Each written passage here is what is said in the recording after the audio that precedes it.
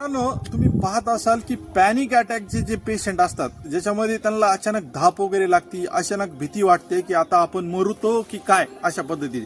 तसेच सोबत माझे जे पेशंट आहेत ते पॅनिक अटॅकचे एक पेशंट आहेत. त्यांना 2021 साली पॅनिक अटॅक आला होता आणि त्यांनी कशा प्रकारे याच्यासोबत डील केलं, काय काय कोणते कोणते दवाखाने केले, कोणते ड्रग घेतले किंवा कशा प्रकारे त्यांनी त्याच्या कंडिशन मधून ते बचावलेत. म्हणजे आज ते एकदम फिट आहे. जवळपास त्यांचा 95% पर्यंत त्रास कमी झालेला आहे. पण त्यांचे एपिसोड कंप्लीट बंद नाही झालेले. त्यांनी कशा प्रकारे डील केलं आहे ते तुम्हाला 1-2 मिनिटात त्यांना सांगायला मी इच्छितो.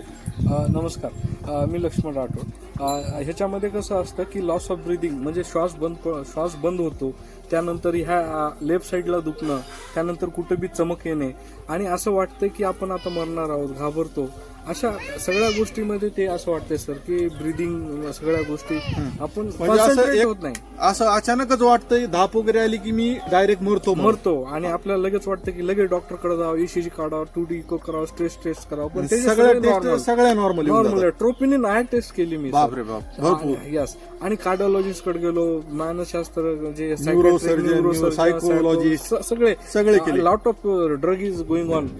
मग मला असं वाटलं की त्याच्यामध्ये आपण लाईफस्टाईल चेंज करावं लागेल, त्याच्यानंतर माइंडसेट चेंज करावं लागेल आणि आपण थोडा स्वतःला अवेअरनेस करावं लागेल. ह्या सगळ्या गोष्टी मी केल्या आणि त्याच्यातून मला वाटतं मी बाहेर पडलो. मी तुमचं पण काउन्सिलिंग घेतलं की तुम्ही मला म्हणले की वारंवार विचार करत जाऊ नको, सगळ्या गोष्टी काहीच नाहीये. तर मला एक सांगायचं मित्रांनो की पॅनिक अटॅक मध्ये लोक जास्त विचार करतात आणि ज्यांच्यासोबत काही ट्रॉमा झालेले आहेत असे जे लोक जे असतात हळव्या मनाचे जे म्हणतो, तर ते ट्रॉमा म्हणजे सर की आपल्यासोबत काहीतरी घडलेलं आहे. तशा कोणी दगा देणे, विश्वासघात करणे, पैशाचा मोठा काहीतरी हे विषय होणे, काहीतरी बिझनेस बंद पडणे, तशा नोकरी जाणे, अशा गोष्टी आहेत.